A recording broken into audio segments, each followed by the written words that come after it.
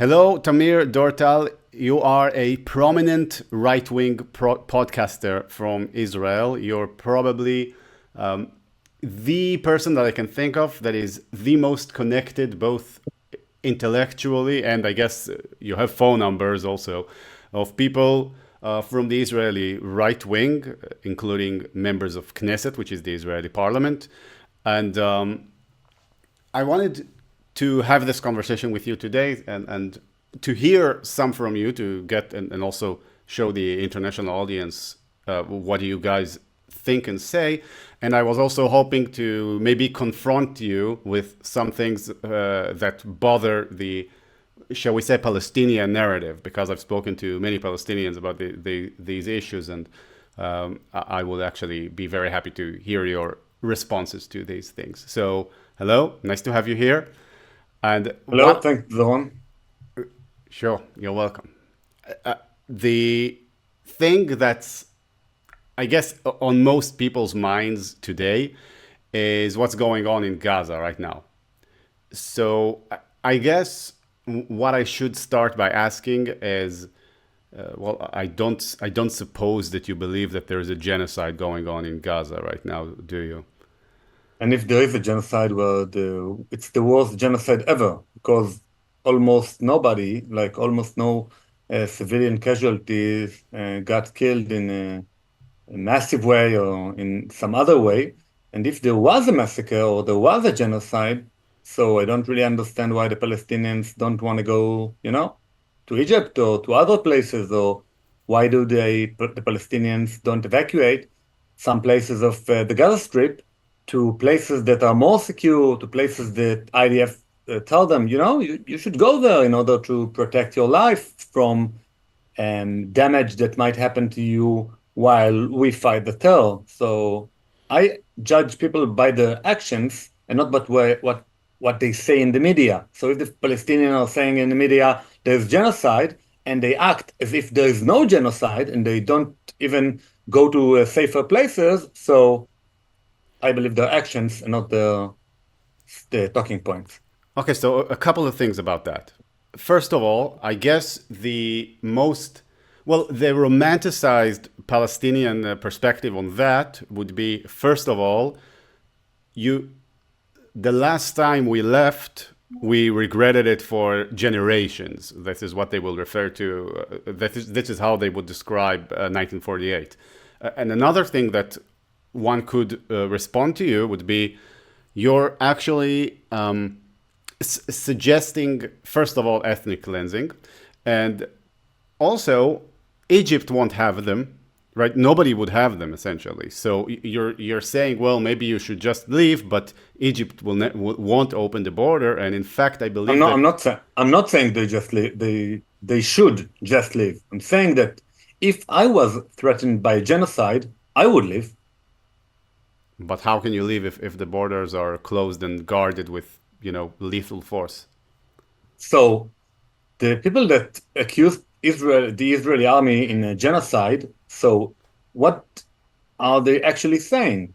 They are saying that we use too much force in order to fight terror, but nobody have given any proof of a genocide, of taking innocent human beings, putting them like in against the wall and shooting them. Nobody had any proof, even one proof of the last 70 years of the Israeli-Palestinian conflict, that any soldier from the IDF did something like that in a routine way, in industrial way, in stuff like that. So what are they accusing us? Like, in which actions? So the actions are using too much force by the Air Force or by bombs or by big tractors that demolish all kinds of buildings in order to clear them away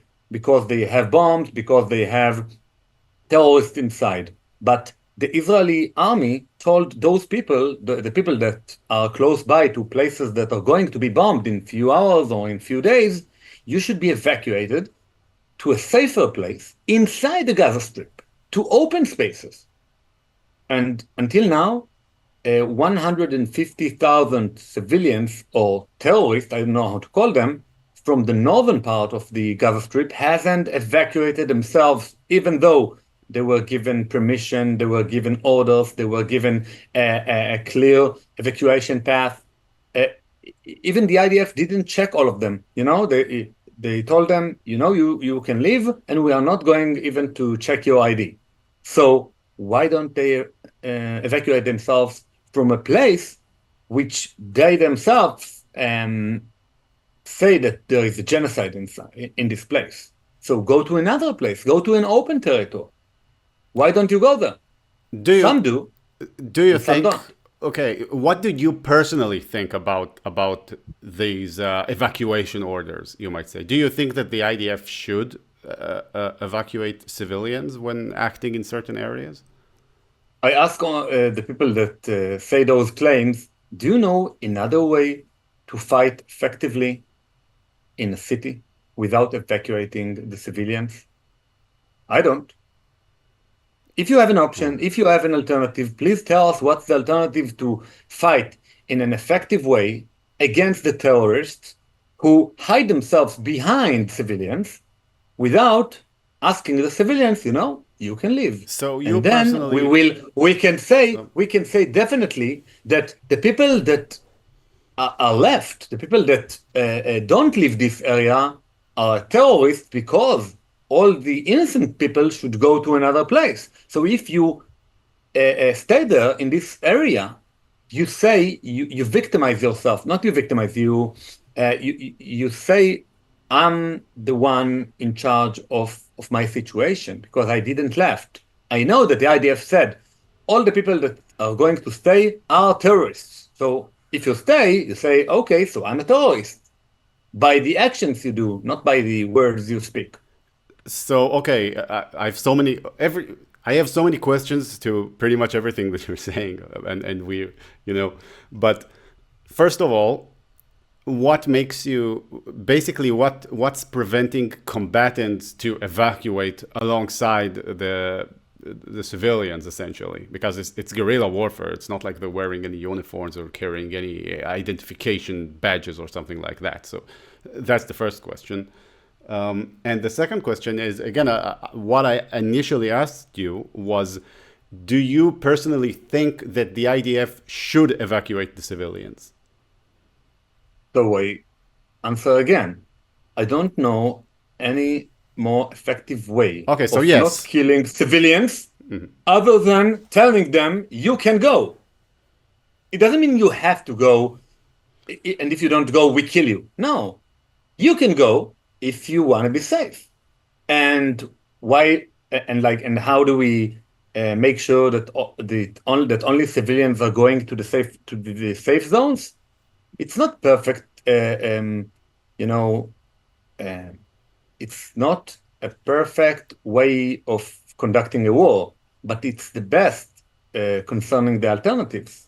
Like the best policy, I would say, like the best concerning the life of the IDF soldiers, that I'm one of them. I'm an officer in the IDF. I don't want to get killed for the civilians from the enemy, Like if there would be two alternatives, one to send me to the battlefield and to clear every room with my own body, and it will be really risky for me. And the other alternative is to demolish the building and to get rid of the enemy.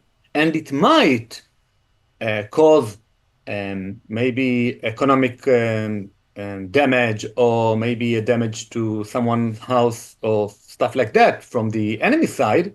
So yeah, I would prefer that. This is the way war are being conducted. War is not something sterile where you can definitely take two sides, the terrorists, which should get killed, and the civilians, which are pure angels that we should protect them, and that's it.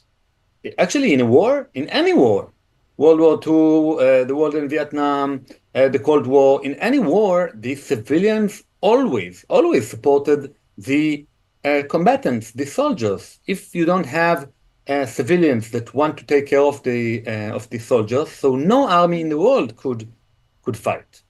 and the Gazan population has voted for Hamas in 2006 and voted in all kind of polls by all kind of group that did polling after the October 7th, and 98% of them of the Gazans said that they are more proud of them being Palestinians after October 7th. So are they naive? Are they people that we should, protect as angels? Okay, I don't think so. so a couple of things about that. Actually, I'm quite conflicted by that response because several things. First of all, I just understood. I believe I understood your argument. Your argument was that you don't know of any more effective way to avoid civilian casualties other than telling the civilians to leave. This was your argument, right? It was like an argument against the notion that a genocide is being committed. Did I understand you properly? That was the argument? Yeah. Okay. Yeah, my argument was that evacuating the population is not an ethnic cleansing. It's a way of clearing the area from terror without Okay. damaging or hurting the population. And then you went on to say that as a soldier, you would have preferred to damage the civilians instead of risking yourself. Yeah, it's a trade-off. It's not that I want to damage them, because I want revenge or something like that. Because of the trade-off, so my life is more dear to me than the life of the enemy's mother, sister, or brother. Yeah. Okay, but so that was like a personal preference as a soldier. But let's try to, I don't know if it's even possible. You're sitting at home right now, or wherever you are, and let's say that you're not a soldier. Would you still prefer that to not put your own forces at risk at all, so that you can in the yeah, of course, but because I have friends which are soldiers, I have roommates, I have cousins, I have nephews, I have I'm Israeli. So you would prefer. I think that I would prefer that every side would take care of its own incentives and life more than it takes care of the other side. Because if you don't protect yourself, nobody else is going to protect you. Nobody took care of the Jews in the Holocaust because we didn't have our own state.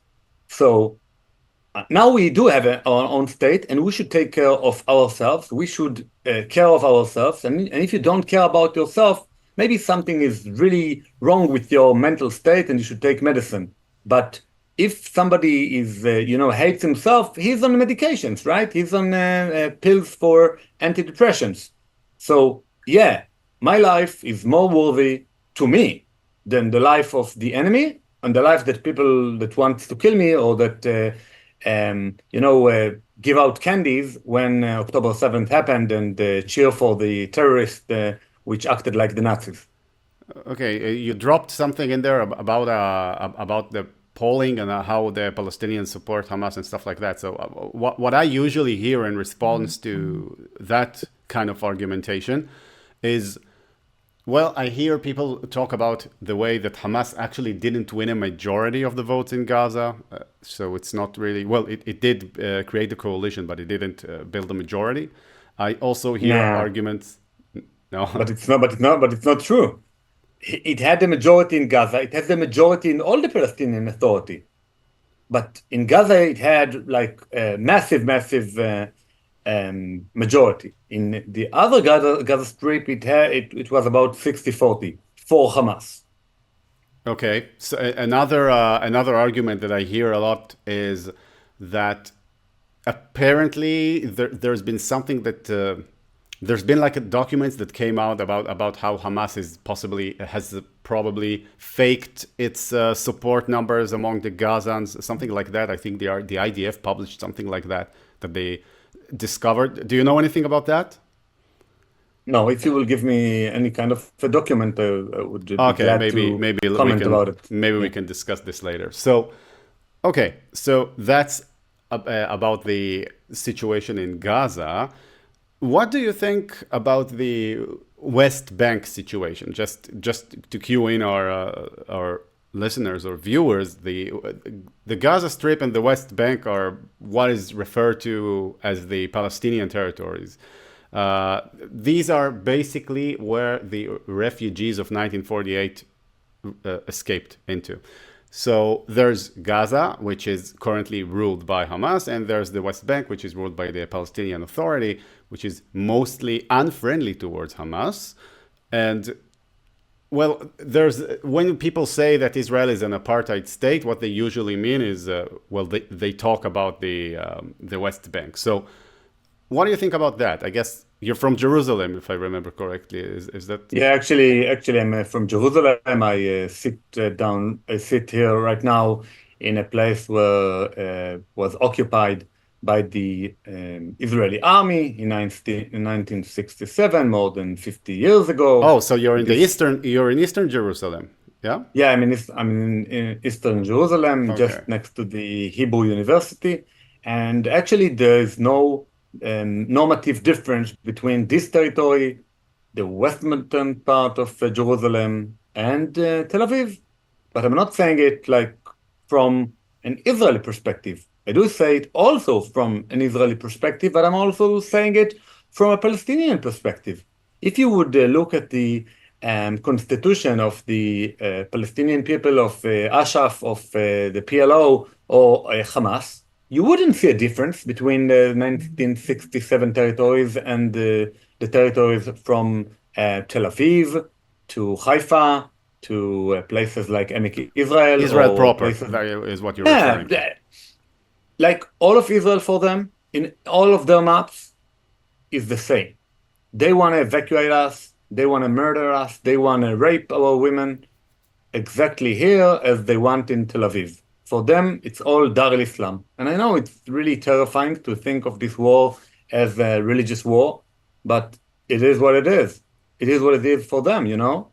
If Arafat did the contract with Israel on Oslo, and he was really criticized by all the Muslim world by doing peace with Israel or, you know, starting a peace process. So then he went to Johannesburg, and he said, you know, it's not a real contract. It's a contract that we are going to annihilate in the end after we make the destruction of the state of Israel. This paper doesn't have any value. We are going to rip it as Muhammad, the prophet, canceled the Hudaybiyah contract with another tribe in the Arab Saudit, The in Arab Saudi Peninsula, Arabia. yeah. Yeah, the Arab Peninsula and in the Hijaz. So basically, they look at all the territories of Israel as the same territory. And you know, I was once a peace activist. I wanted to really give the other cheek to the Palestinians, and I wanted to give them all they want. So I sat down with Palestinians, and this is where I left the left and moved to the right, because I tell them, you know, take all the 67 borders, take the Temple Mount, take Al-Aqsa Mosque, take whatever you want. We just want to live here in peace. And so what do you propose, the Palestinians? And they told me, we have an idea for a two-state solution. One state, which will be the Palestinian state, will be completely evacuated from Jews. It will be, as the Nazis said, Judenrein. Judenrein will be, it Judenfrei. will be Judenfrei, Judenrein. It will be completely clear of Jews. And the other state will be, like, you could say, the Jews allowed state. It wouldn't be a Jewish state. It will be a Jews allowed state where the Jews will live under the Sharia law, which gives them, us, the Jews, the blessed, not authority, but the blessed way to live as slaves of the Islam, and to pay them a special tax that you should give the governor, the Muslim governor, when you are on your belly, giving him like a full a full body that is tormented and enslaved to the Muslim governor, and then you pay the tax, and then he spits on you, and you go to your home. You're referring to the And this, jizya. It's a poll yeah, tax, right? it's a poll tax, the jizya, yeah. So I asked my Palestinian partners to this peace conference. I asked them, so, but I don't want to be a slave. I don't want to be. I don't want to live in a Sharia state law. I want to live in as a regular citizen in a democratic free state where Jews can live as citizens and Muslims maybe can live also as citizens. If you don't want to live in Palestine, right? So. And so they told me, no. You don't have any sovereignty in Israel. You would have any sovereignty in this place. This is Dar al-Islam. You should live as slaves, as people that are not even citizens. So I said to myself, you know what? It's not good for me. I don't want it. I want to be. I don't want to be enslaved like I was for 2,000 years in the exile. I want to be a citizen. I want to be with the same rights as my fellow citizens. And also, they told me that all the refugees from all over the world, like Habib and all kind of refugees that are billionaires, are going to come back to Tel Aviv, to Haifa, to Ashdod, to Ashkelon, to wherever they want. We don't have any property law or any property right here in Israel.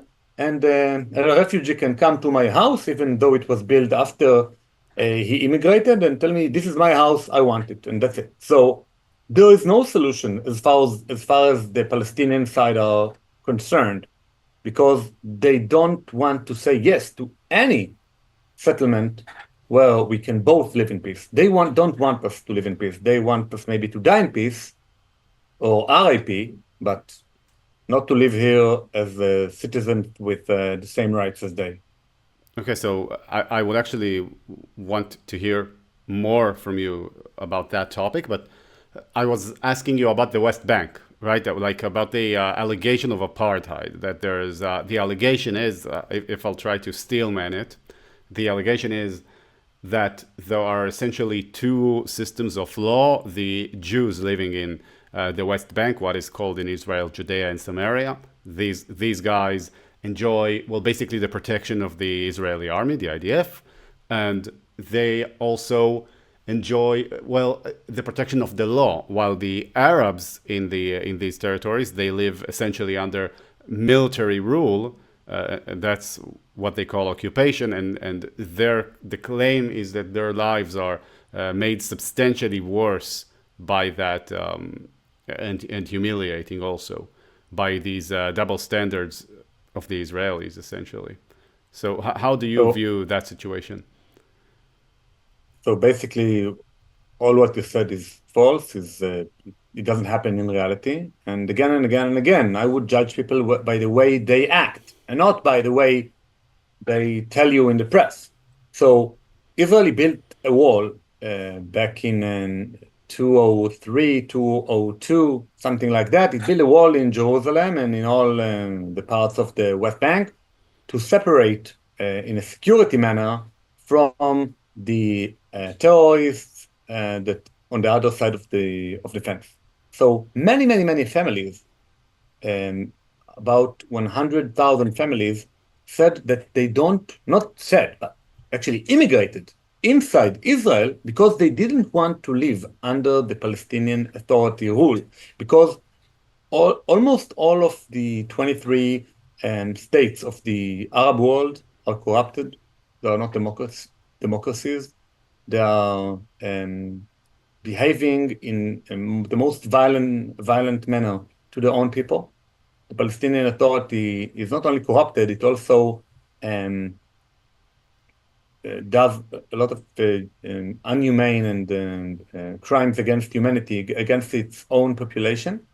And the Palestinians are voting in their legs and moving to Israel, to the other side of the border, because they don't want to live under the Palestinian Authority. Are they allowed to move?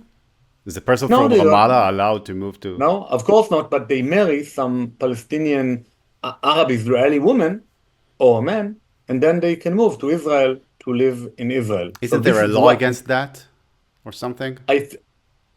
laws in Israel are systematically not being enforced. So there are many rules in Israel that are not enforced. We are not like in Switzerland or in other parts of Europe. We have laws and we don't enforce them. This is part of a bigger discussion about the judicial reform that should happen in Israel, but this is for another interview.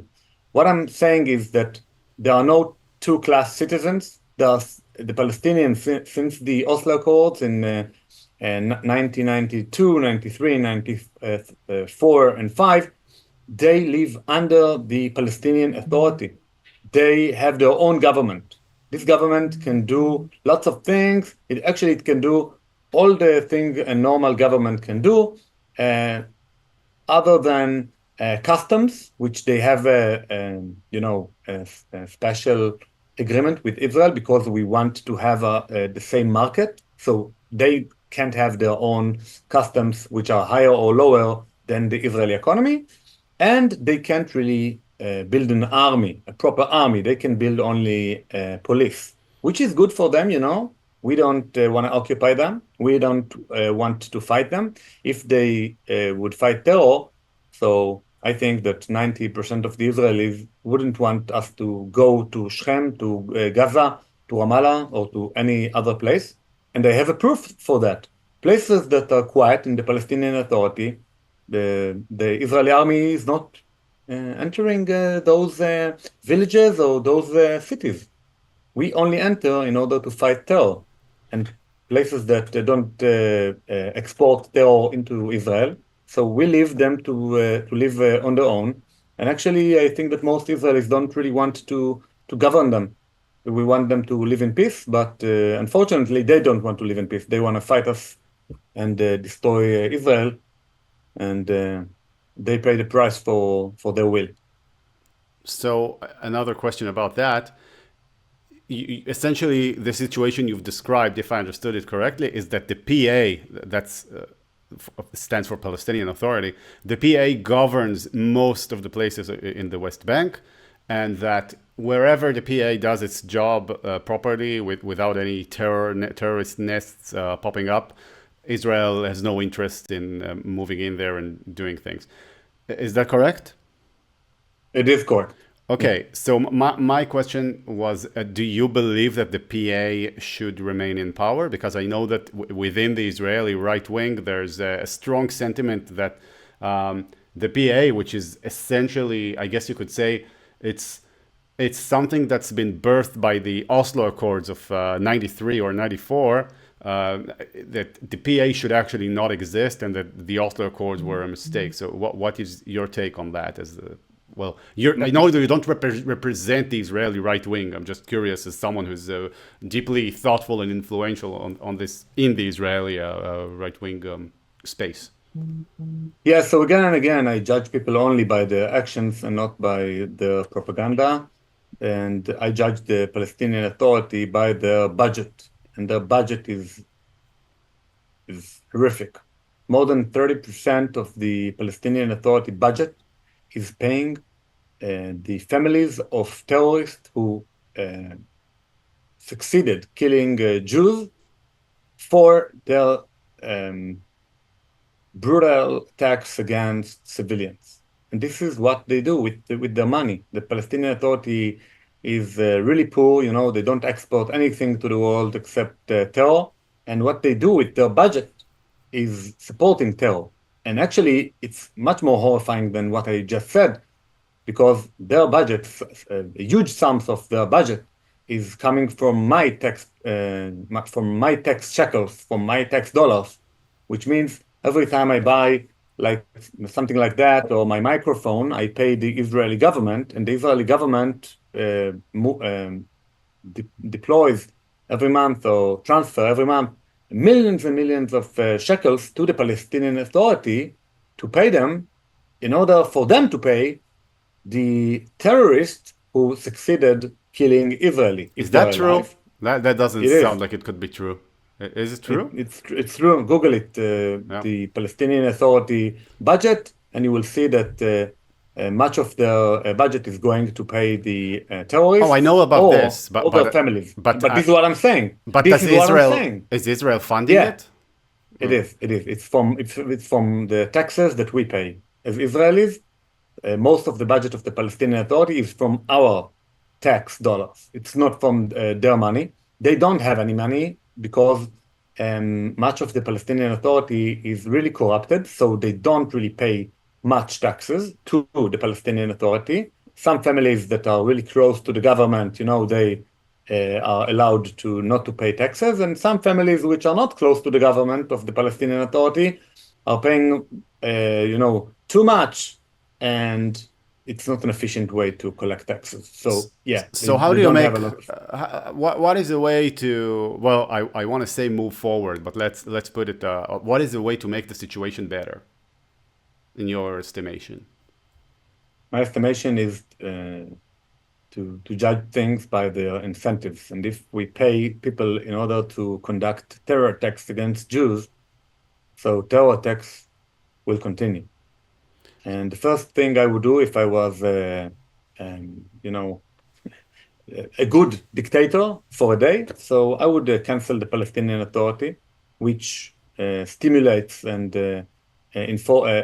that really contribute to terror jihadists.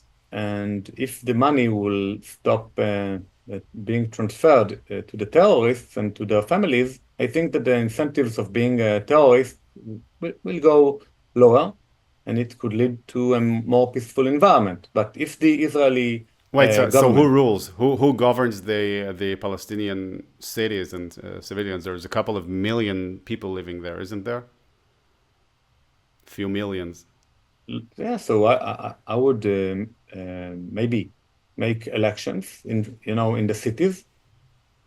In every city should have its own governor, which is the head of the tribe of the Palestinians. Like the Palestinians, like every other Arab state, it has a hamula. Hamula is a tribally manner of conducting politics. It's politics of the family. And they have, in the Palestinian Authority, in those days, they have their own courts, their own tribe courts, and they have the tribe people that govern the tribe. And the Palestinian Authority is trying to demolish this way of governing the Palestinian cities. And before the Oslo Accord, who ruled the cities and villages in the Palestinian Authority was the tribes. So I believe that the tribes should rule again because this is a more legitimate way of conducting politics in the eyes of the Palestinians, not in my eyes. My eyes, democracy is better. But if they want to rule themselves like the Emirates, which the Emirates is coalition of tribes which conduct politics in the tribally manner of legitimacy, which is being seen as a more normative way of conducting politics than the democracy by their eyes. I really respect every society to rule by the way they seem as better. Is that Mordechai So Kedar's plan? I've had him on this channel before. yeah, so this is a part of Mordechai's Kedar plan. And I just want to roll backwards the Oslo Accords, as Thomas Sowell said Professor Thomas Sowell from the Hoover Institution, a brilliant American thinker. He wrote an article on Operation Tzuk Eitan back in 2010, and here maybe 2015, but he wrote something like that. The agreement in the Oslo Accords was land for peace. Since the peace wasn't given, there's no peace. We should take back the land. So I think that the Israeli army should take back the land because they never gave the peace that they said they will. And we should govern their territory and give them the freedom to rule themselves without having an army, without having a police, and without threatening our lives. This is the plan of Mordechai Kedar. Okay, so I want to move on to a different matter. Um, you're, as I've said, quite active in Israeli politics, prominent right wing. There are, well, for a long time now, there have been demonstrations, basically, I guess you could say, against the Netanyahu government, which is a right wing government, and right now there is a lot of pressure and I think a lot of attendance in the rallies, although I haven't seen it personally, of course, that these guys are basically calling for a hostage deal right now. I think the recent execution of the 6 hostages by Hamas, I believe it was maybe a week ago or something like that. This has caused a lot of tension and realization among the many Israelis who now feel that if you don't make a deal, you've basically condemned all of the hostages to die.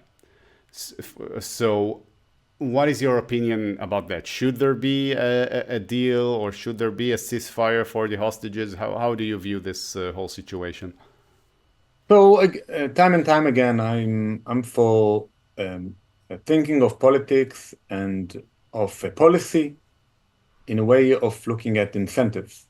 So I'm asking myself, will a peace deal that will get most of the terrorists out of the prisons and cause to massive demonstrations and festivals in the Gaza Strip, will it make more incentives to kidnap Israelis, including my children, or will it make less incentives to kidnap my children in the near future? And I think that the answer is really clear. Anything that will cause incentives, that will cause um, um, more reasons to conduct terror attacks and raids and raping women and kidnapping them to the tunnels is bad. Anything that will cause less reasons to do it in the future is good. I And guess I that think that, just one thing about that. An Islamist could answer to what you've just said that by that logic you should abolish the state of Israel because you will basically solve the Middle East, or well, you wouldn't solve the Middle East, but you'll prevent something that is the cause for so much what we would refer to as terror attacks, but they would refer to as resistance. So if that's your idea, like if you want to do the thing that will prevent the most terror attacks, just abolish the state of Israel and go back into exile. yeah, in the same manner, I could tell you that shooting my head off with a bullet will prevent kidnapping and stuff like that. But committing suicide to the state of Israel or to me personally is not an option. I want to live, and if somebody else don't want me to live, he should go. He should come here and fight me if he wants to coerce me or to kill me. I wouldn't kill myself in the head. I wouldn't shoot myself in the head if I have any other option. And I do have any other option. I do have any other option not to surrender to terror attacks. Back in the days about 30 years ago, nobody in Israel had conducted all kind of negotiations with the terror. And also the American government didn't conduct any negotiation with terror because we knew, and the American government knew that conducting negotiations with terror is really bad for the long-term incentives. And we don't want to surrender any terrorist to think we could put us on our knees in order to make us surrender. And if somebody is kidnapping our siblings or our friends, we should fight him. We should get him out of power. We should take his land.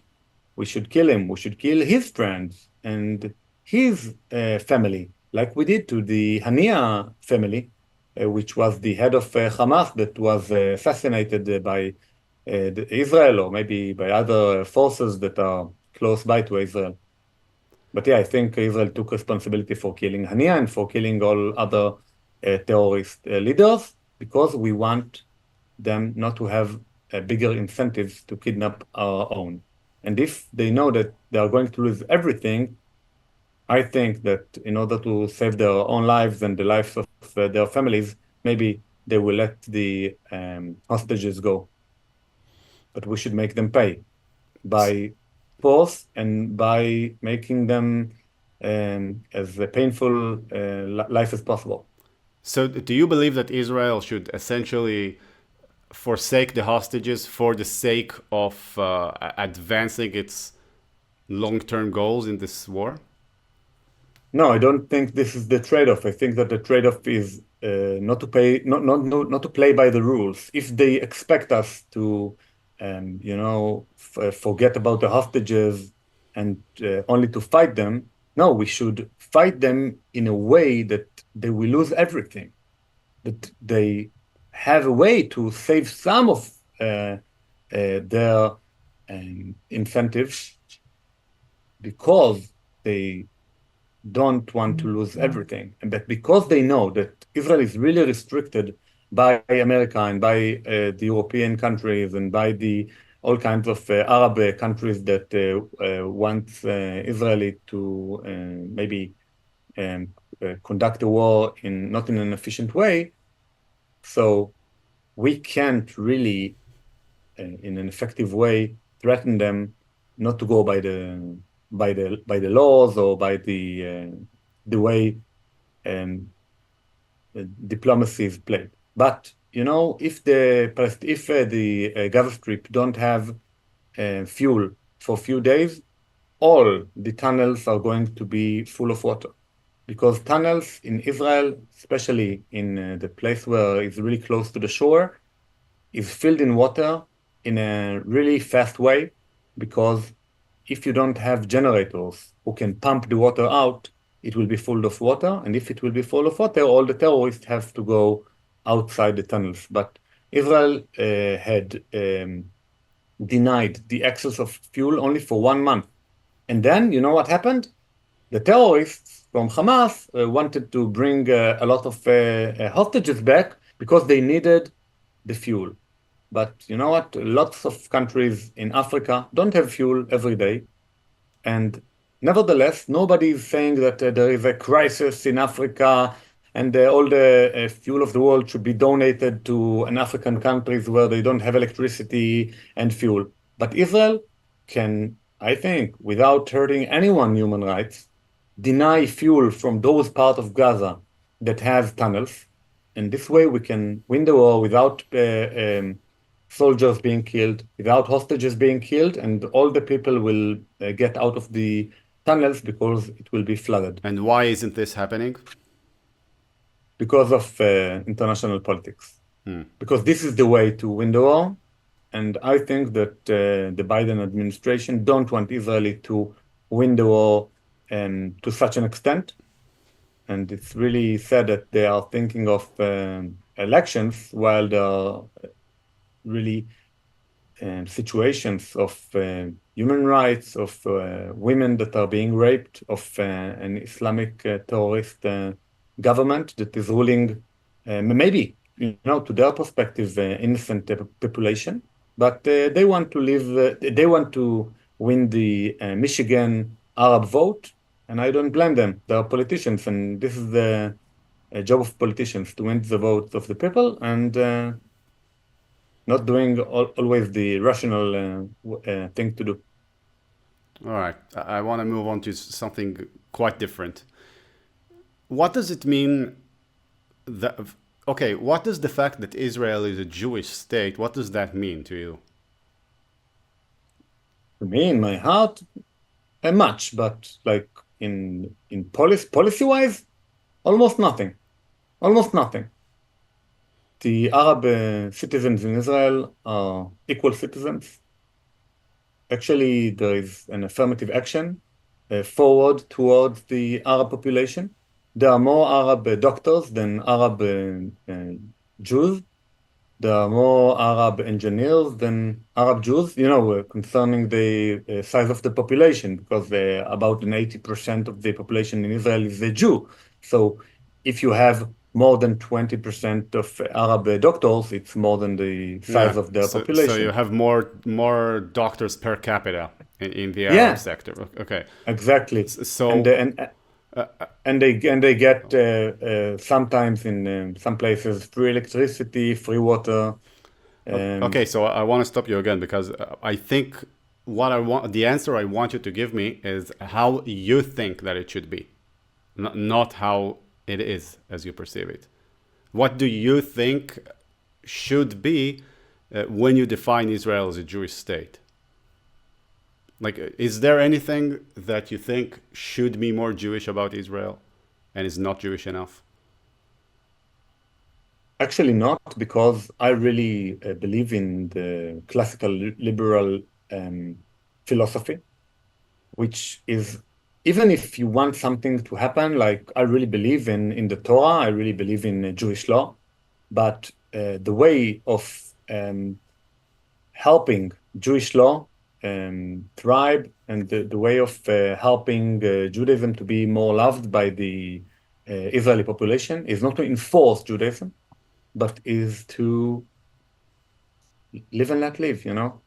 So as far as I'm concerned, I wouldn't want Israel to be more Jewish than it is today, which means it's just a neutral state right now. It doesn't have any privileges to the Israeli population, to the Jewish population.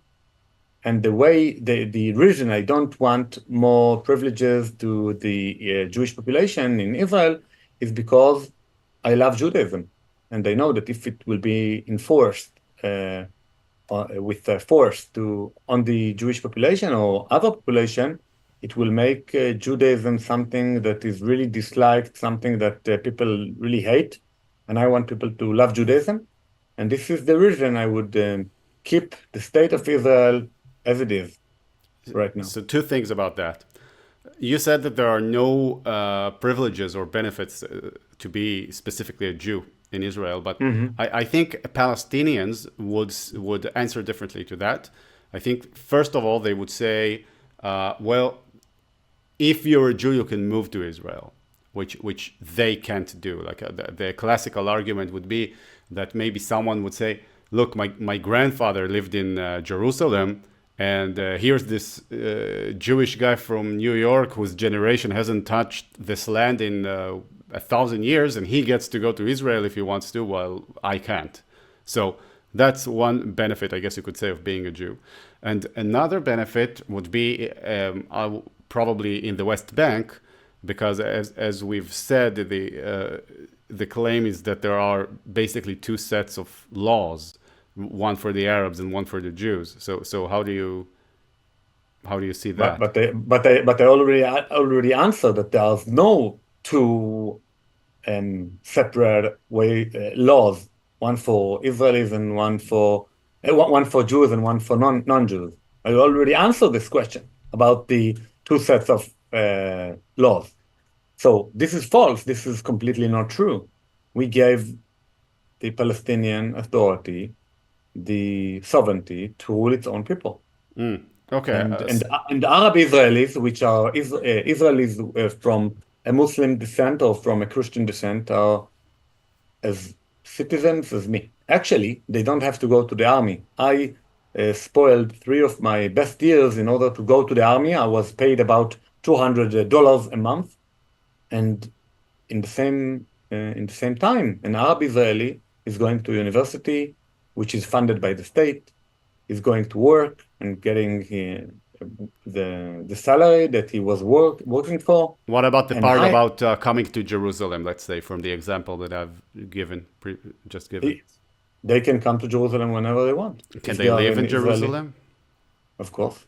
I have, like the neighbor next to me is an Israeli Arab, which is Christian, and the next to me is an Arab Israeli, which is Muslim. He's a lawyer. The one from here, also the other one is lawyer. Also me, I'm a lawyer. It's maybe a neighborhood of lawyers, but like all of us are the same citizens. We have the same rights. So if somebody wants to talk about discrimination or stuff like that, just come to Israel and look at the cars that Israeli Arabs are driving. Look at their houses. They have a really nice houses and nice education. So it's most of it is propaganda, and some of it, it's a difference in culture. Like the Jewish culture always told the youngsters, learn, study, go to university, and succeed. and the Arab culture is somewhat different than the Jewish um, society or the Jewish culture, and this is one reason that the Jews have succeeded in any part of the world, although we were discriminated against, and Arabs didn't succeed in any part of the world, even though they were discriminated like their benefit, like affirmative action. So, I think actually, if you look at the last couple of hundreds of years, the Arabs were actually not in a very good situation. I think they were ruled over by the Turks and then colonized essentially. This is what I would say back to you if but I I were an would, Arab. but I would look, I would check the situation of Muslims all over the world, not only in places like Turkey or places like Saudi Arabia or stuff like that, or places like that. I would look at Arabs who went to Harvard, and I would look at Arabs who went to New York or went to China or went to whatever parts of the world, and look at their um, how did they succeed? Yes or no? You know, there isn't any part of there isn't any one population in the world that was discriminated against more than the Jews. Okay, and the Jews succeeded, nevertheless, the discrimination against. I want to ask you So we should. something, and I want you to give me an honest answer of your opinion. Okay, or your opinion, not how things are, but how you think things should be. There's a lot of talk about how Israel is essentially a racist ethno state. Um, it's been more prominent, of course, recently since the war in Gaza began. And Yeah, I so, just want to see evidence, you know. so wait, I want to ask you a question. Let's say, what was this billionaire's name, the Palestinian billionaire's name that you've mentioned before? Some I, American Hadid, Habib, I don't. Habib, yeah, the father of Bella Habib, Hadid. Okay, who is okay. So let's say this guy suddenly decides that he wants to become a Jew. Okay, he does all the. It's called Giyur, right? He does the process of becoming a Jew, and he moves to Israel. To you, personally, be honest with me. Is he a Jew, like you, exactly and he has rights in Israel as that? And let's say that you can read minds and you know that he's genuine. He's not just doing pulling your leg or something. so actually he's a better Jew than me because he was not only born Jew, he chose to be a Jew. And also the Torah tells you you have to love the convert. You have to love him.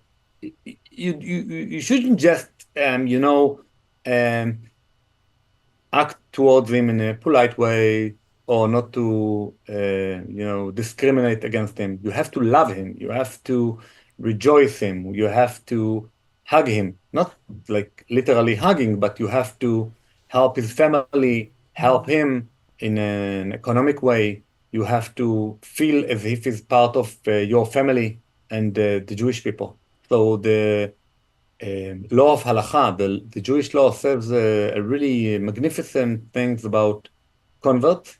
And actually, the option of being a convert makes the Israeli state not a racist state, because if you allow anyone to join your brotherhood, to join your belief, even if he's from another race, so you're not racist, Even if he's the enemy. even if he was the enemy. Yeah. Let's say the Yeah. IDF. Well, let's go on with this mind game for a second. Let's say the IDF captures Sinwar, and let's say that he's not executed for some reason or not killed on the spot, and he sits in Israeli jail for the rest of his life. And one day in prison, he decides that he's seen the error of his ways, and he decides that he wants to become a Jew. Pretend that this is true. Okay, what do you feel about that? How do you see him? What comes to mind? This thought experiment is completely false because I think he should be judged to being killed, to being murdered, to being, Is there a provision to that in Israeli law? Can you execute him? I think No, you can't. but you asked me as a Jew, and as a Jew, I answered that the best answer is the Jewish law, and the Jewish law says about murderers that they shouldn't live. They Okay. shouldn't live, and mass murderers shouldn't live even sooner. So if a mass murderer saying before the execution is being completed, I really want to do tshuva, I really want to ask sorry, I ask forgiveness. So you say, oh, I would give you the option of asking for forgiveness. I would help you write all the letters you need for the families that you hurt. But nevertheless, you're going to be executed by the Jewish law. And God can judge him on his actions and on his thoughts, because only God knows what he has in his heart after the most awful things he did to the Israeli people There's and to his one own thing, people. yeah, true, to his own people as well. There's one thing that I've heard you say before that I wanted to ask you about. Feel free to correct me if you've never said that, but I'm pretty sure you did. I think I've heard you say once that there should be no churches in Israel. Is that true? So basically, by the Israeli law, not by the Israeli law, but by the Jewish law, there is only one place in the world where you shouldn't have false god um, um, praise, not praise, Worship. Avodah Zarah, worship, yeah. Only one place in the world. Foreign The worship, only one, that's like the, okay. yeah, the only one place in the world where you shouldn't have false god worship, which means the idol worship. This is what it means, okay? Not I don't look at any religion and I say, I think this is false god. I think this is not a false god. I think, okay, so idol worship. The only place is Israel. Is the Wait, borders wait. is the borders of Israel. This is the only place where by the Jewish law there shouldn't be an idol worship. I gotta stop Okay? you for a second. So, Okay. by that logic, are you implying that, okay, so mosques are allowed? Is your problem Ex- like with Jesus worship? Is that the problem? It's not, no, no, no, no, no. It's not my problem. It's the problem of Judaism. The Torah says also for the Muslims, also the Muslim believes in the Torah, in the Bible. Also the Christian believe in the Bible. So actually, we don't have any problem with the Protestant worship churches which are Protestant, because they don't have statues inside the churches. But if you have statues and you work the statues, so this is by the Jewish thought, by the Jewish Torah. This is false god, and it shouldn't be allowed. Only in Israel. In all the other places in the world, somebody can work, his idols can work whatever it wants, Okay, so I know this will never but not in happen. those borders. Yeah, I know this I will know. never happen, but I want to keep going down this road just so I understand your thinking. So Okay. basically, mosques are okay because there are no statues. Is that correct? Yeah, exactly. There Okay, is not even one picture in a mosque. so Only arabescot. Arabescot is a way of calligraphy yeah. to write Quran in a most beautiful way. Also, so your problem is not with Jesus worship; it's the worship of a statue. Like you don't have a problem with people going to a church, let's say a Protestant church or something, and praying to Jesus or to whoever they want, as long as they're not praying to a statue. Do I understand you correctly? Yeah, And this is a you religious understand me view. correctly. It's not a political view. Of course, it's a religious view, and because I choose my wars, so there are many things the Jewish law wants, and we aspire to have. But I think that it will be in 2, 3, 400, 500 years years from now, we will choose to fight this war. But right now, I think that the one thing that threatens the Western world more than anything is radical Islam, and we should all rejoice, the Christians and the Jews, and even Chinese and people from other nations from all around the world to fight Islam, because it threatens all the other civilizations except Islam. Do you see yourself as an ally to Christianity in a sense? Yeah, of course. And I really want Christianity to succeed, also in Israel and also in other parts of the world. I think that the Christians should go back to their belief and to abandon secularism, because we see the demography in all Western countries, which is really low. It's below the replacement rate. And if you don't go back to religion and to the traditional family, in 2 or 3 generations, you're going to be disarmed. You're going to be demolished by the people who like invest more in the future. People who make kids. What they actually say in bringing kids to the world is, "I want to invest in the future. I know that the babies will wake me up at night, but at least my future will be brighter than the one of somebody that don't bring kids to the world." And I think that the West is sick in thinking only of short term, thinking only of himself, of my next vacation and stuff like that. And I think that all the Western world should go back to traditional values. Never like, unless it want to be conquered by the Islam. So you're conservative in that sense. Very. Yeah, I'm conservative in many senses, also in the Jewish sense, and also in the more broadly speaking national conservatism of Yoram Chazoni, which is a great movement that is No. doing good all around the world. Okay, so Tamir Dortal, thank you so much for coming on. It's been a very interesting conversation. I've learned a lot. And well, guys, let me know what you think about that in the comments below. And thank you. Have a great rest of your day. Thank you.